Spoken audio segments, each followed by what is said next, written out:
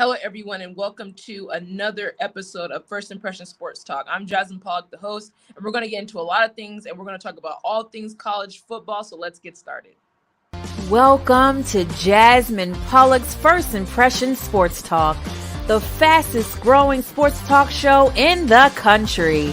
And now, here's your host, Jasmine Pollock.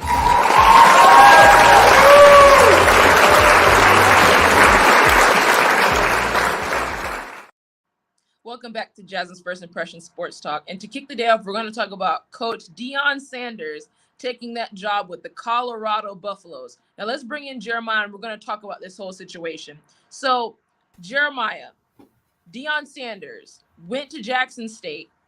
He had 2 back-to-back SWAC championships under his belt with Jackson State, finished 27-5 overall with Jackson State. Now he's taking his talents to Colorado and changing that whole team in that conference, which happens to be the Pac-12. What was your take on this, and what do you expect Colorado to be in the next couple of years? Well, when it came to my take on this, just like, we maybe talked about before, and I talked about other people, he should have went probably to maybe a different school. I understand if you wanted to go to Colorado and, they have a bad record these last couple of years, but still at the same time, I just feel like you going there is kind of like going to be a little of a baggage, I would just say, because just like I saw before, he's bringing so many players over from Jackson State and also a lot of people from the Porter, and it makes all the ones that were already there, kind of, left out and just, felt unwanted when it came to that. And I just felt like Deion, especially, he should see what he has first before making any type of changes. When it comes to every player and every person that's on that team, you need to know what drives them, what was missing inside of this organization, because you can say it was coaching, but it's other factors that go inside of this. Because what you did in Jackson State when it came to motivating them to motivating one in Colorado is not going to be the same, especially when it comes to their different cultures. I agree. But this is a big deal. I have mixed feelings about it because there's a lot of athletes that went to Jackson State specifically for Coach Sanders. And of course, what he stands for. I mean, he's a Super Bowl champion. He is one of the top athletes that's ever played any sport. He's arguably, and he is the best cornerback in football history.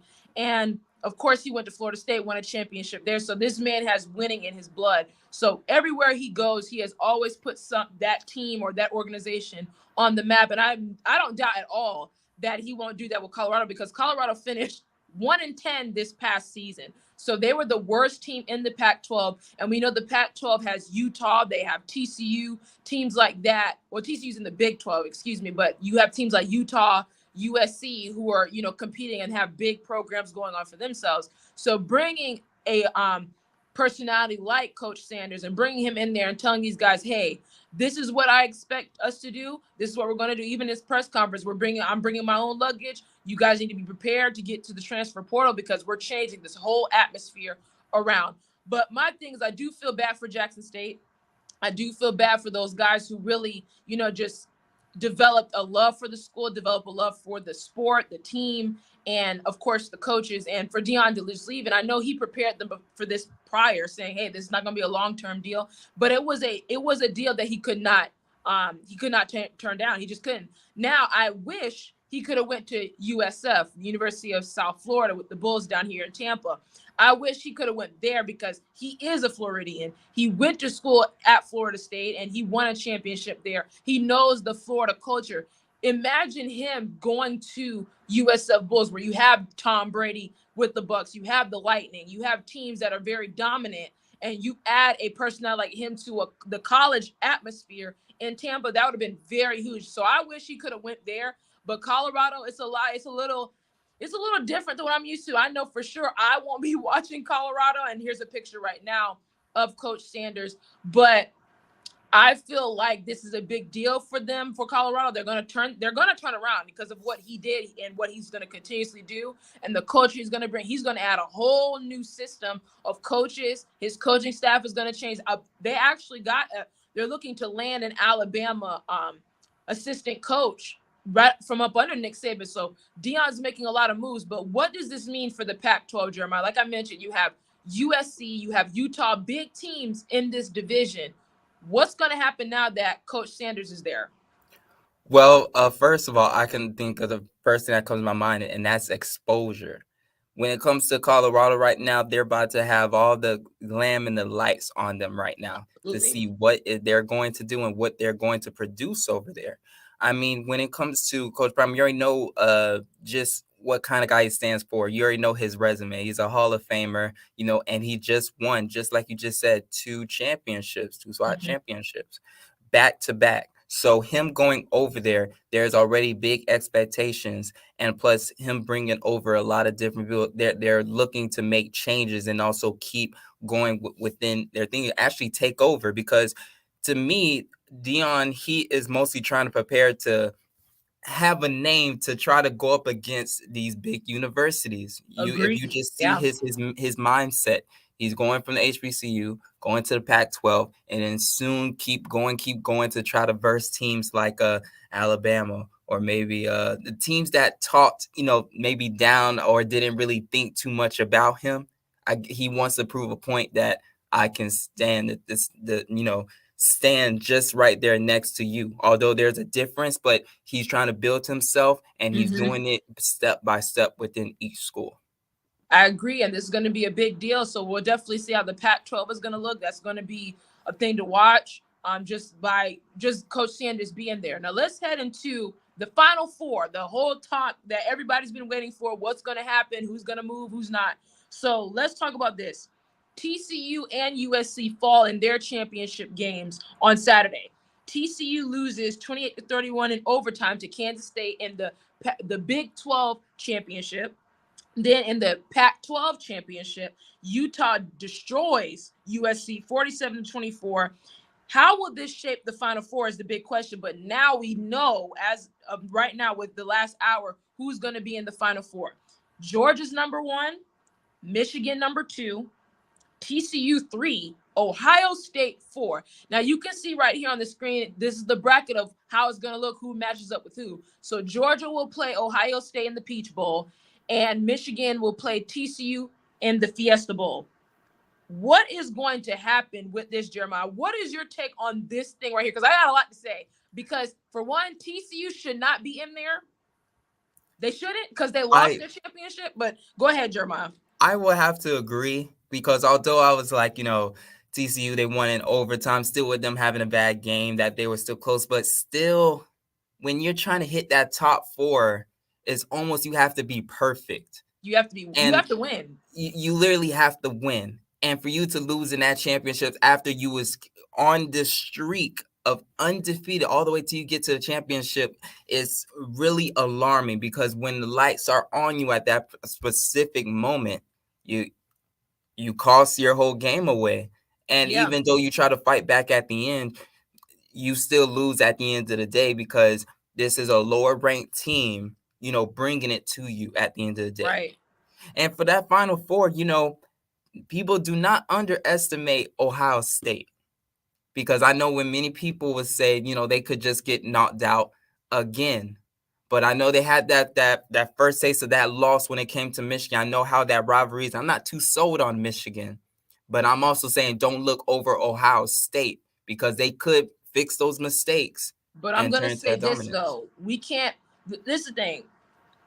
Michigan, this is how I look at it. What we talked about last week, that Michigan had to go in there and destroy Purdue, and that's what they did, right?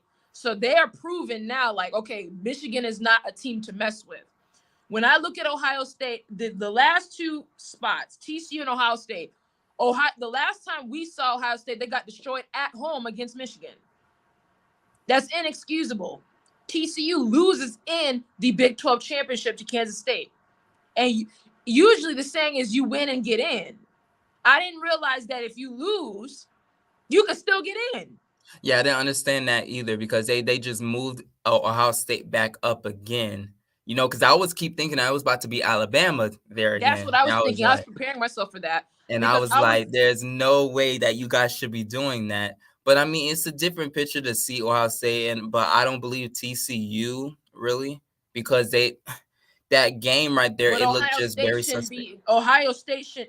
If we're saying that TCU shouldn't be in, then Ohio State shouldn't be I in would either, totally agree with because you as well, because that's a big Right, rivalry game, and that can't happen. and Ohio State, you didn't even make it to your division championship. You didn't make it. This is my thing. The first two teams, Georgia and Michigan, won their conference. Georgia beat LSU, beat up LSU 50-30. Michigan beat up Purdue in their Big Ten championship. You got the SEC champions, which is Georgia. You've got the Big Ten champions, Michigan. When we look at TCU, they did not win their conference. They lost to Kansas State. Now, could we make an argument that, okay, I always thought when it comes to the conference games, and now we have a playoff in college football, if you win the conference, you should be in the playoffs, right? That's how it goes in NFL. If you win the division, you're going to have one of the top seeds. You're going to be able to have at least a home game in your conference, right? I agree. Why is it in college, where we have a bunch of conferences, you have the Pac-12, the Big Ten, the SEC, the ACC, teams like that? Like, I'll give you an example. If we're going to make this argument, Clemson won the ACC, but there's not one ACC team in here. You have two Big Ten teams, which is Michigan and Ohio State. TCU is the Big 12, and Georgia's the SEC. There's no Pac-12 team, and there's no ACC team. So that's why I know that there's a lot of different things that are not going right. There's things that are not moving in the right direction, because Not at all all. the conferences should be able to get into the playoffs. If you win your conference, Yes, and I should feel be like in the the top playoffs. one for each one, and how Exactly. that's not happening yet, it is really beyond me, because I feel like, just like you said, every conference should be representing each side when it comes to this playoffs. I Just agree. like you said. Like, even in the NFL, and I know it's NFL and college are totally different things, but we'll just talk about the similarities for a bit. You have the AFC division, or the AFC conference, and then you have the NFC conference. So you have those teams that play in that conference. They play throughout the year to see who stands which in both conferences. Whoever has the number 1 seed, the 2 seed, they play each other, and then whoever's the best team from that conference gets to go play in the Super Bowl. But when it should be the same thing with college. It should be the same. With the new rule, do you think that can bring in a lot more schools? Because, they about to have the playoffs be expanded, like you said, in the next 12. year. Yeah. So that could allow for more conferences to get inside. So it can be more represented, plus more competitive.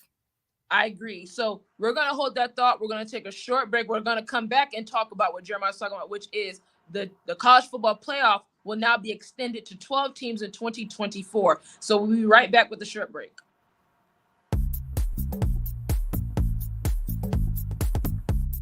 Renting is everything. It's style at your doorstep, off the runway and into your closet. It's every trend you've been dying to try, and every designer you've yet to discover. It's wearing it your way every time and making it count everywhere you go. It's never worrying about what to wear, because something new is always coming your way. That's why renting is everything. New styles, top designers, all for a flat monthly fee. Start your subscription at renttherunway.com.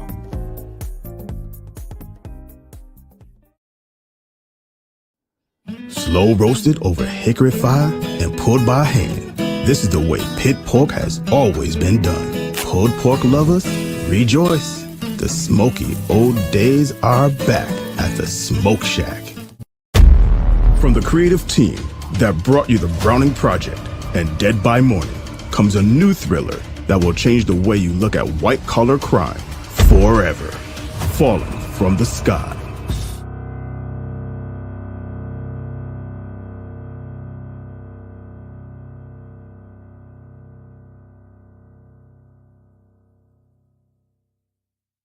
You're watching Jasmine Pollock's First Impressions Sports Talk.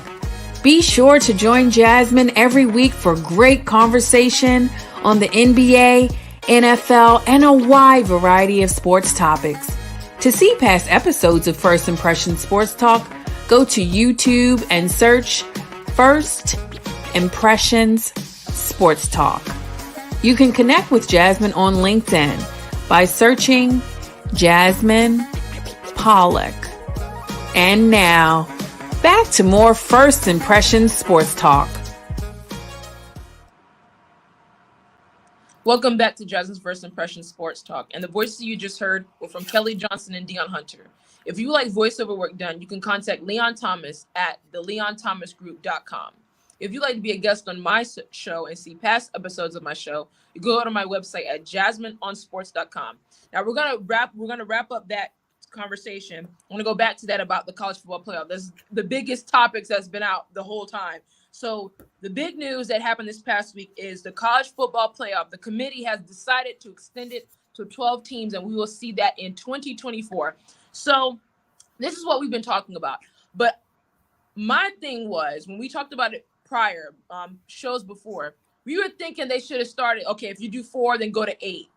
Then maybe extend it to 12. Let's see how 8 teams look, and then go to 12. They automatically just jump to 12. So Jeremiah, what is your take on this? How would this shape up, and what does this do for the teams that we're going to see start jumping ship to different conferences? What does that look like? Well, to me, I feel like it's going to make the things more competitive going forward. But still, at the same time, I feel like it's more money they're trying to get out of this as well. Because if you're trying to have 12 teams, that means it's going to be more prolonging of the playoffs when it comes to everything. That means you probably have to maybe start later or either earlier throughout the season and maybe come some game. But it all depends. And for these players that's going to be transferring, especially knowing that the 12 teams that's going to be coming in, you're going to have it's going to be a lot that's going through the transfer portal. And that's why I feel like when it comes to certain rules, I think that the whole league, they need to actually crack down on a lot of that talk when it comes to like these different players going through trade portals just because. Now, I understand if like certain situations where things are not going good, but if it's constantly they're doing it each year of a person doesn't like stay stationary, I think that is a problem. And then because it loses the factor of us just playing, like having your players and then just developing them rather than you just go out there and just having just each player always transporting like through the portal. Yeah, when we look at this too, I think they should have started with 8 teams first. So we already have 4 now, and we've seen how that goes. But they should now move to, let's see how 8 teams look. Because I always thought those New Year's 6 bowls that happens, like the Cotton Bowl, the Citrus Bowl, the Sugar Bowl, things like that, right?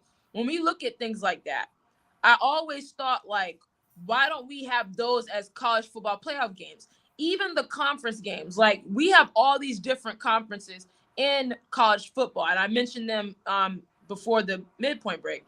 But what I don't understand is the conference championship game should solidify what teams get in, what teams are there. Now I get, and I'm going to keep comparing it to the NFL. So you have teams, right, that will win their division. Like we know, I believe the Eagles will win the division, but that whole division is above 500. So all those teams could easily make the playoffs because of how good their the division is and how many games all those teams won. So that all determines, of course, it goes based off of strength of schedule. Who do you play? It goes what conference you're in, essentially. But you're going to see now, you might see more teams. You might see a lot of SEC teams in the 12. That's what I'm saying, because that's the strongest conference. But when you look at it, if you have the conference, and this is what I think should happen, whoever wins their conference has the best schedule should get a bye week. And then everybody else plays, those Citrus Bowl games, and they those Citrus Bowl, the Sugar Bowl, those New Year's 6 bowls, and compete, and then they have extended. But the only problem that's going to overlap is we have NFL playoffs coming. You have some NFL playoff games that are on Saturdays, and then you got some that are on Sundays. So that might overlap and different things like that. So either I don't know how they're going to do it, but it's going to be interesting. But I think they should have started in very small increments and then grew.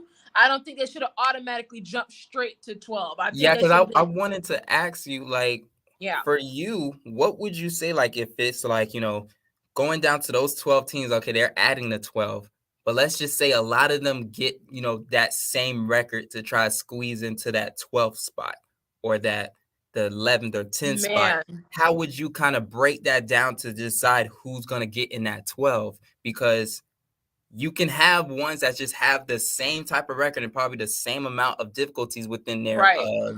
their schedule. So Mhm. those are going to be the hardest things. Now, 4, you already know you're going to have your teams that you can choose from. But when it comes to that 12, I think that's going to be the hardest choice trying to decide. But that's what I was saying. Like, and that's another thing. That's even the NBA where you have now the play-in tournament. Are you going to incorporate something like that, or is that going to take too much time? It's all about timing. It's all about where things land, because we're used to the college football championship, the biggest championship, to be Right. in January. And then we have the Super Bowl in February. Are you going to extend? Are you going to have college football and NFL playoffs playing at the same time? Because you're Like, talking is about, that, like, what's that? them going all the way to February. Yeah, that's interesting to me. So it's like, do you want it to be that long, or like, what are we thinking about? And then you have to mention college basketball is going to take off because March Madness is coming up also. Yes. So how are they going to be able to get those things? How are they going to be able to do this? Now, I'm excited for it. I'm not saying that, oh, this is big, because I want them to extend it. But I feel like you start with 4. We see how the 4 goes. Okay, let's go to 8 teams. Let's see. Okay, let's talk about 8 teams. Then let's go to 12. Things like that. I don't think they should have automatically just jumped straight to 12, because, man, that's just going to be weird. So you mean to tell me, so let's say the number 12 team plays the number 1 team? Is that what they're trying to do? Like, and I just don't think that would be good football. I mean, the number 1 team in the country versus the number 12 team, that might maybe be a blowout. You know what I mean? That's like Georgia playing against who's in the top. Let's see who's in the 12. So I can say somebody like Tulane. They played very well, and they made it to their conference championship. So they are number 12.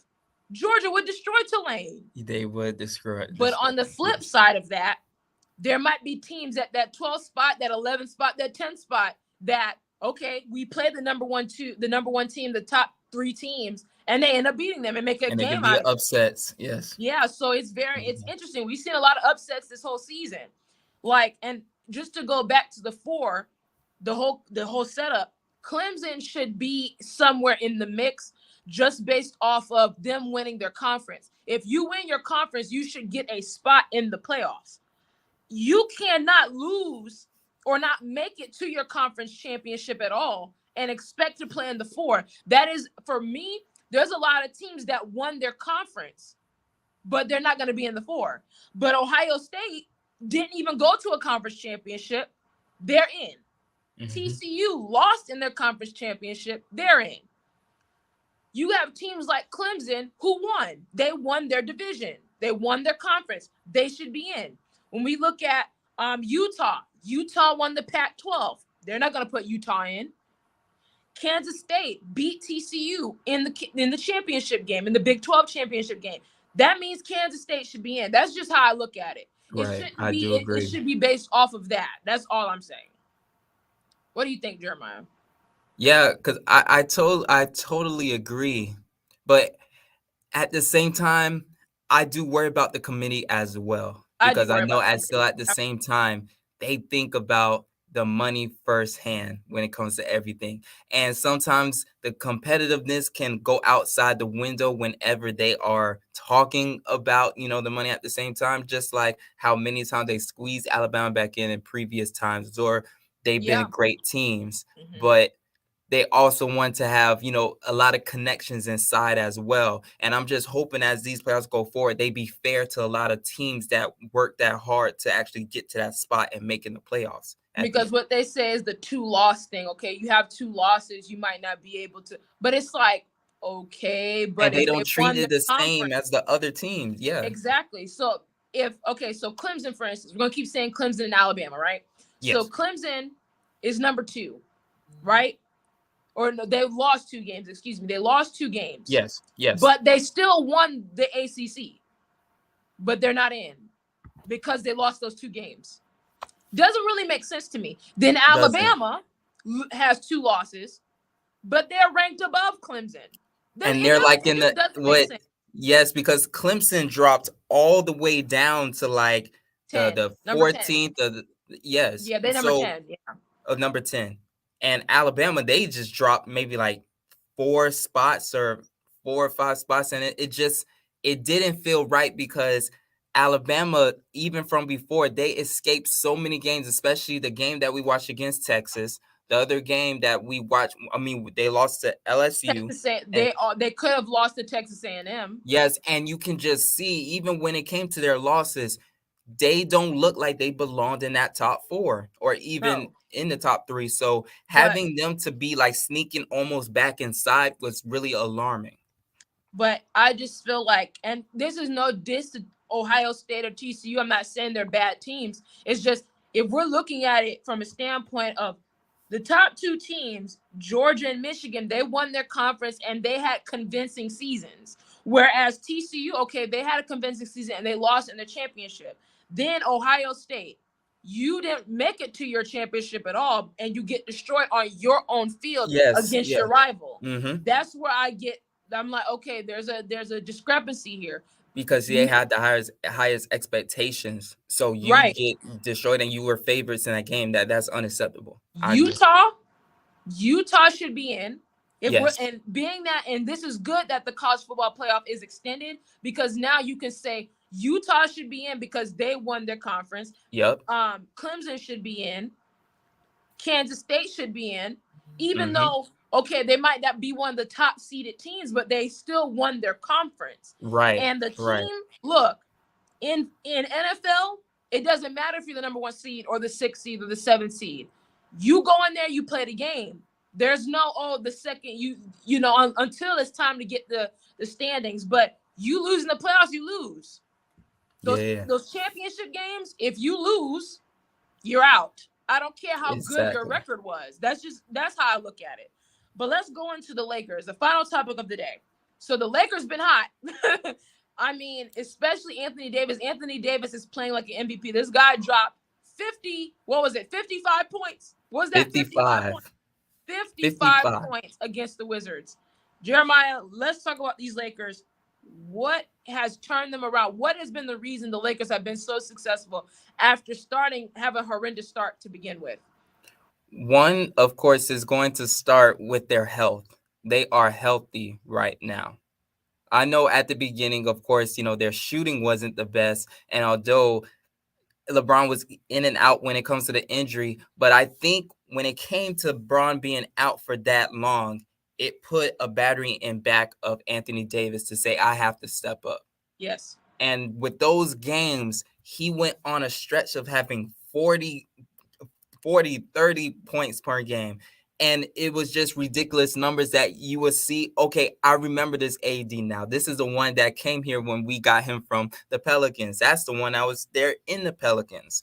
Like, you just see those different flashes, and this allows LeBron to not do too much, because now LeBron can just get his 20-something per night, and then plus it will allow him to just get AD the ball and assist, because it's just all about feeding AD right now. He is their best player on that team.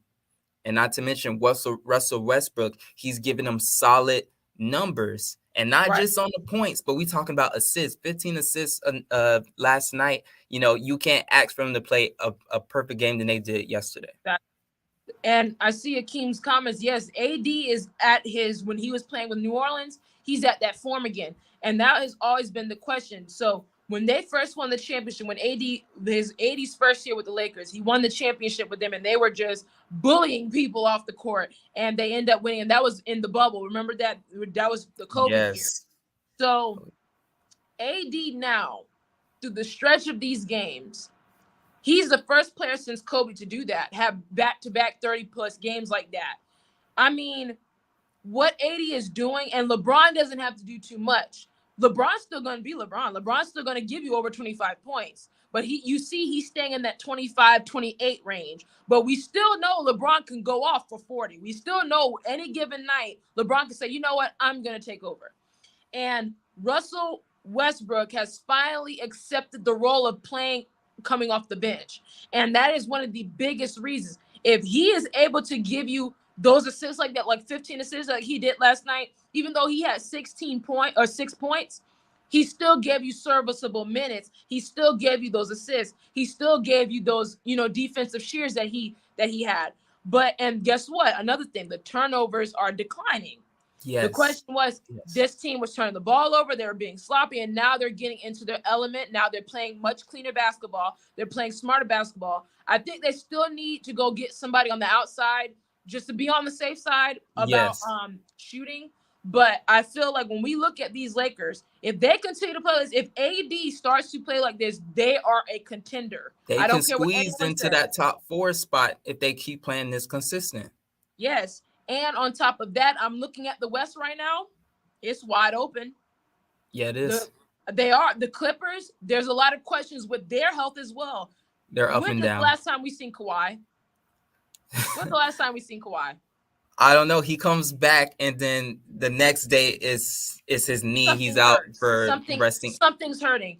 He has, and this is, I'm not going to get into the whole load management thing because that does irritate me, but when we look at the West right now, a healthy Lakers team, a healthy LeBron, a healthy AD, and then, of course, a Russell Westbrook who is playing his role, they're going to be a dangerous team for anybody. Yeah, because Jazz, look, like they blew out the Nets. They had a big win against Milwaukee, which is the number one defensive team in the league, by the way. Yes.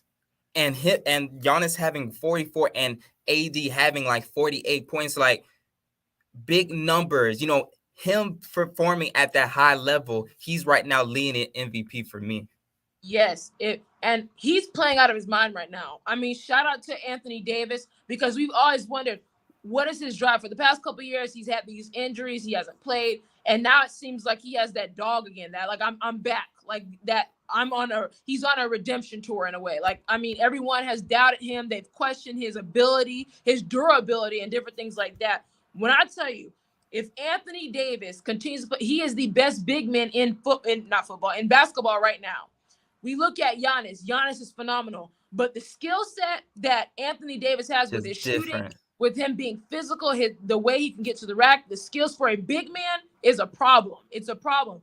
And he is starting to play that role. He's down low now. I don't want to see Anthony Davis on the perimeter. I just don't want to see it. I want to see him down low in the paint competing.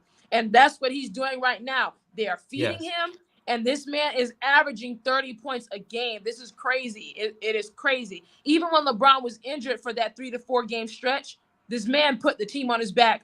And that's what LeBron needs right now. That's why they brought Anthony Davis in, because now the Lakers, you have to think about your future. When LeBron does retire, what is the team going to look like without him? If Anthony Davis plays like this, they're going to be a team to mess with for a long, even post LeBron. So I'm really excited for the Lakers. I want the Lakers to get back into the mix, because it's, the Lakers are one of the best teams in history. They're one of the best franchise, the biggest franchise in history. So, I mean, this is a big, big deal for the Lakers to get in there and compete. I'm really excited for the Lakers. LeBron staying healthy. Westbrook is playing his role. They're playing defense, and it seems like, and I see Leon says, will David Ham last an entire season? When the injuries kick in and the load management issues come up, Ham will be gone. I don't think the Lakers have load management issues. I think it's strictly the Clippers, because when we look at the Clippers have load management issues. Obviously, with Kawhi, he started that whole trend. And here's another comment. Then once Ham leaves, all the talk will be, is James coaching the team? Can he be coached? I feel like what David Ham's doing, him coming from Milwaukee, he was the assistant coach over there. He comes over here to the Lakers, a big franchise. You have a lot of big shoes to fill. When you coach the Lakers, you're coaching one of the best franchises in basketball. It's them and the Celtics. Those are the top two. So when you go there, they expect championship. They expect to win. They expect to be in the playoffs every year. And so far, the players are buying in for it. They're buying in. he is able, whatever he's doing, he's able to get Russell Westbrook to play in that role. I mean, he's doing something correct. He's got Anthony Davis where he needs to be, far as where he needs to be down there in the post. He needs to be down there in the paint and causing issues. He's unguardable. He is unguardable. Yes. How he's playing is ridiculous. But the Lakers are on fire. Please watch out, everybody, because if the Lakers are on fire, everybody's in trouble. Because you know LeBron is a winner. LeBron has been there. They have experience. They have people that have been in are battle tested. They've been to championships. They've been to conference championships. They've been in the playoffs. So this is going to be very interesting coming in December, and we're going to head into the playoffs soon, the play-in tournament. They have to keep winning and get there, and we're going to see, because the West is wide open. I'm not sold on any team in the West right now. Even though the Warriors are the Warriors, there's still some questions about the Warriors. But that wraps up First Impression Sports Talk. Thank you, Jeremiah. Thank you, Remy, for always being a great producer. Thank you, Leon. Thank you, Akeem. Thank you, everyone, for giving your comments. We're going to be coming back tonight. Make sure we're going to have a special announcement tonight regarding the two twin brothers, Richard and Sean Westerland, who their basketball teams play this Saturday. And I will air that video Saturday morning to see, if they're prepping their guys for that big matchup. So see you guys next Monday for more First Impression Sports Talk, more NFL, more college, and more basketball. See you guys later.